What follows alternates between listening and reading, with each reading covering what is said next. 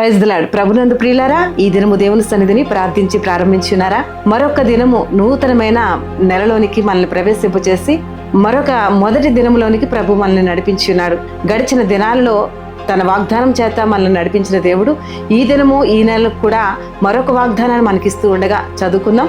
యెషయా గ్రంథం 54వ అధ్యాయము 17వ వచనంలో నుండి, నీకు విరోధంగా రూపింపబడిన ఏ ఆయుధము వర్ధిల్లదు అని మాట్లాడుతూ ఉన్నాడు.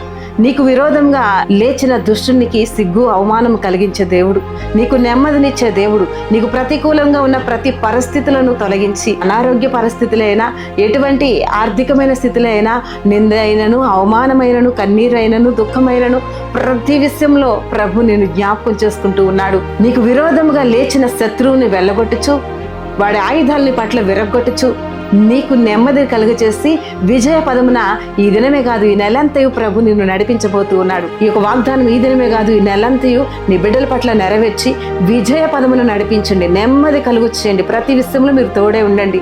యేసుక్రీస్తు నామంలో రక్షణ, విడుదల, స్వస్థతనిచ్చి మ్యారేజ్ డే అలాగే బర్త్డే జరుపుకున్న బిడ్డల్ని ప్రత్యేకంగా దీవించమని ప్రార్థించి వేడుకొనిచున్నాము తండ్రి. ఆమేన్.